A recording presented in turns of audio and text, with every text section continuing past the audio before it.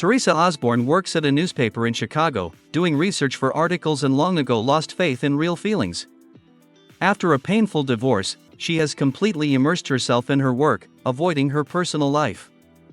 One day during a vacation on Cape Cod, she goes for an early morning jog on a deserted beach, where she notices a glass bottle in the sand. Picking it up, she sees that there is a rolled-up paper inside.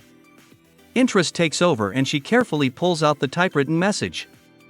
The paper is slightly yellowed from time, but the words are still clearly legible. In the letter, the author addresses a woman named Catherine, expressing his endless love, longing, and regret. He writes about how much she meant to him, how much he misses her, and that if he had the chance, he would change everything. The lines are filled with sincerity, deep affection, and the pain of loss.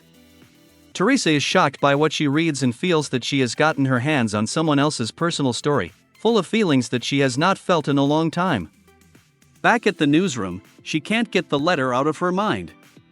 She discusses the discovery with a colleague, who suggests that she publish it in the newspaper.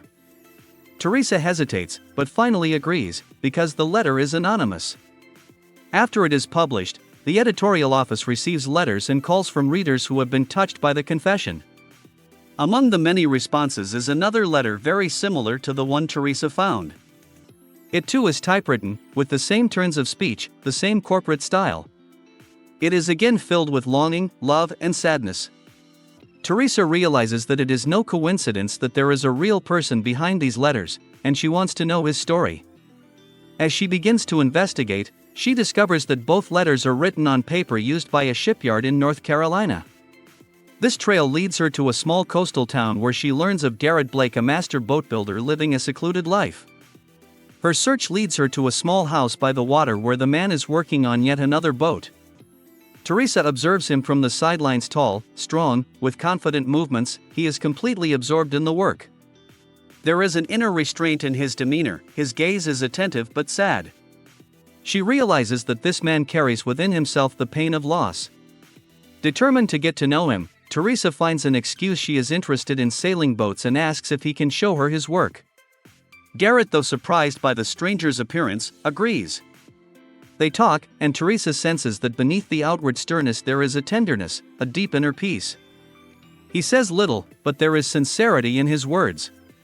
Teresa realizes that she wants to get to know him better. In the following days she spends more time with him, observes his life, listens to his stories about the sea, boats, his father Dodge, who keeps a bar. Gradually an attraction develops between them. Garrett, long closed off from the world, feels that this woman brings something new into his life. However, his heart still belongs to Catherine, the woman he wrote about in his letters. Teresa discovers that Catherine was his wife who died a few years ago. He couldn't get over her passing, couldn't move on, and his letters are his way of keeping in touch with her. One day when they are spending time together, Garrett shows Teresa his collection of message bottles. He doesn't know that one of them ended up in her possession. She realizes that he trusts her, but hesitates to admit that it was his letter that brought her here. Garrett feels that he is getting better around Teresa, but he is still afraid to let go of the past. They spend a few days together and Teresa realizes that she is falling in love with him. The mutual attraction is obvious, but Catherine's ghost stands between them.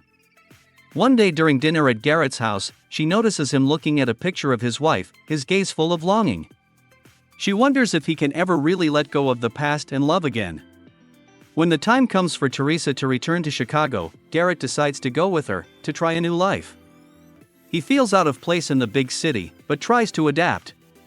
He meets Teresa's son, takes a genuine interest in him, and the boy quickly becomes attached to him. It seems that they have a chance for a future together. However, one day Garrett accidentally discovers a familiar framed letter in her apartment. He recognizes his message to Catherine. Shocked, he demands an explanation. Teresa confesses that she found his letter on the beach and it was it that brought her to him. Garrett feels betrayed. He thought their meeting was accidental, but now realizes it was all pre-planned. He walks away overwhelmed by resentment and disappointment. Returning home, he sinks back into loneliness. Teresa, realizing that she has lost him, writes him a letter in which she confesses her feelings and says that she never wanted to deceive him. She apologizes to him, but does not expect a reply. Garrett receives her letter, but his soul is still torn between past and present. He decides to talk to his father and he tells him that Catherine would want him to be happy again. These words make him think. He goes to the shore where his boat is and finds the last bottle with the letter he wrote to Catherine. He rereads it and realizes that it is time to let go of the past. The next morning he sets out to sea, determined to be free of his pain. As he raises the sails, he feels the wind on his face and senses freedom, but soon a storm begins. He fights the waves, trying to get back to shore, but the elements prove stronger. A few days later, Teresa receives the news Garrett has died. She is shocked. She later learns that before he went out to sea, he left another letter. In it, he thanks her for helping him feel alive again. He writes that if he had another chance, he would choose her. Teresa stands on the beach holding the letter and realizes that despite her loss, Garrett has changed her life. She now knows that true love exists, and that there is always room in her heart for new hope.